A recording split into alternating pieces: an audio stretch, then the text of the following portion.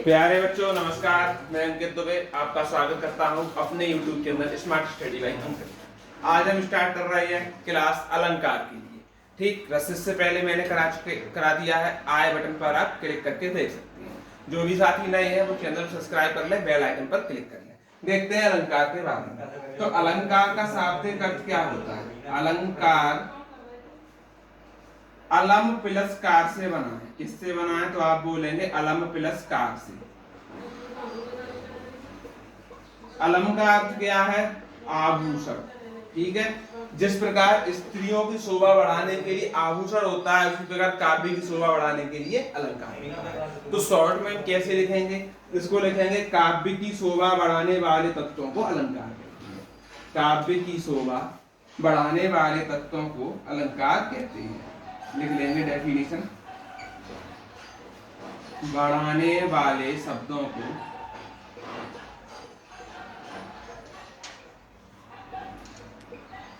को अलंकार कहते हैं। अलंकार कहते हैं। अब बात करते हैं अलंकार के भेद कितने होते हैं। भेद होते 3 हैं, लेकिन पढ़े 2 जाते हैं, शब्दालंकार और अर्थालंकार। एक उभयालंकार भी होता है, लेकिन हम 2 भेद को लेकर चलेंगे। तो लिखेंगे इसके 2 भेद होते हैं। इसके 2 भेद हैं। पहला भेद की बात करें तो वो होता है शब्दालंकार। कौन सा? शब्दालंकार। और दूसरे की बात करें तो वो होता है अर्थालंकार। शब्दालंकार हो गया और अर्थालंकार हो गया। बात करते हैं शब्दालंकार के बारे में। शब्दालंकार क्या होता है समझ लेते हैं एक बार में। शब्दों के माध्यम से चमत्कार उत्पन्न हो। शब्दों के माध्यम से चमत्कार उत्पन्न होना शब्दालंकार कहलाता है। शब्दों के माध्यम से क्या होना? तो चमत्कार उत्पन्न होना।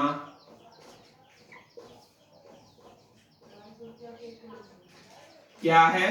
तो शब्दालंकार कहलाता है। यहां तक आप समझ चुके हैं, आगे बढ़ते हैं। देखिएगा, शब्दालंकार के 3 भेद हैं। आप बोलेंगे कितने? तो हम लिखेंगे शब्दालंकार के 3 भेद हैं। शब्दालंकार के 3 भेद हैं। पहला भेद की बात करें तो वो होता है आपका अनुप्रास अलंकार। कौन सा होता है? अनुप्रास।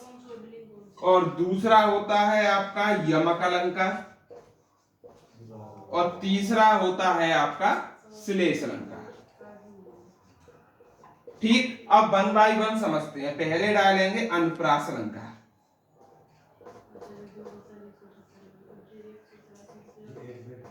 अनुप्रास अलंकार के बारे में पढ़ेंगे तो देखिएगा क्या होता है। जहां व्यंजन वर्णों की आवृत्ति बार बार होती है, वहां पर कौन सा अलंकार होता है? तो आप बताएंगे अनुप्रास अलंकार होता है। तो लिखेंगे जहां व्यंजन वर्णों की आवृत्ति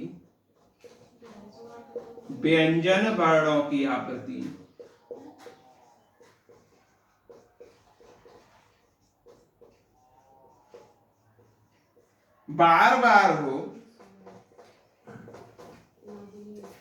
वहां अनुप्रास अलंकार होता है। अनुप्रास अलंकार होता है। अब इसको एक उदाहरण के जरिए मैं आपको डिफाइन करते हुए चलता हूं। जैसे कि उदाहरण हम ले लेते हैं, तरन तनुजा टट तमाल। तरिन तनुजा टट तमाल तरोवर बहुछाई बहु छाई। पहचानेंगे कैसे वो समझिए। तरिन में आप क्या कहेंगे? तारा है। तनुजा में तारा है। टट में तारा है। तमाल में तारा है। तरोवर में तारा है। यानी कि कोई भी वर्ड स्टार्ट कर रहे हैं तो पहला अक्षर ता आ रहा है, यानी ता वर्ड की क्या हो रही है, आवृत्ति हो रही है। इसलिए ये कैसा है, हमारा अनुप्रास अलंकार का उदाहरण है। इस तरीके से हम अनुप्रास अलंकार पहचान सकते हैं और इसमें कोई चीज नहीं देखी जाती। आशा करते हैं समझ में आई होगी। आगे बढ़ते हैं। अब हम चलते हैं अनुप्रास अलंकार के भेद। कितने हैं आप बोलेंगे? 3। छे का अनुप्रास, प्रत्यानुप्रास और लाटा अनुप्रास। अब एक बात याद रखें, आपके पेपर में इनके भेद से क्वेश्चन कभी बना नहीं है। क्या? भेद से कभी क्वेश्चन नहीं आता।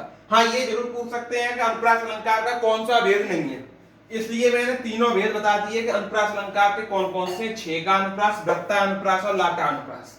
ठीक, अब हम चलते हैं अपने दूसरे पर, जो कि हमारा यमक अलंकार। यमक अलंकार, इसको समझते हैं, समझ में आ जाएगा। जहां एक वर्ड एक से अधिक बार प्रयोग हो और उसके अर्थ भी अलग अलग हो, तो वहां कौन सा अलंकार होता है? आप बोलेंगे यमक अलंकार होता है। जैसे जहां एक वर्ड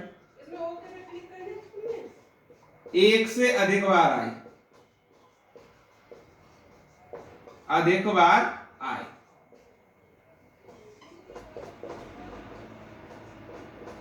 तथा प्रत्येक बार उसका अर्थ अलग हो, प्रत्येक बार उसका अर्थ अलग हो,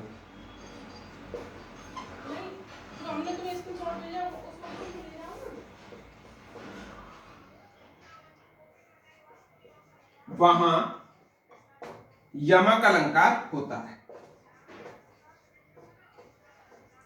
यमक अलंकार होता है।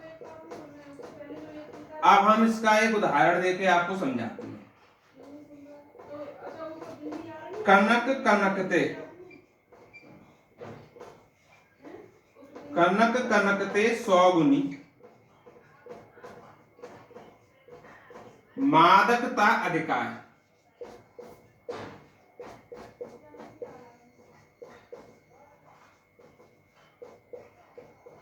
या खाए बोरा।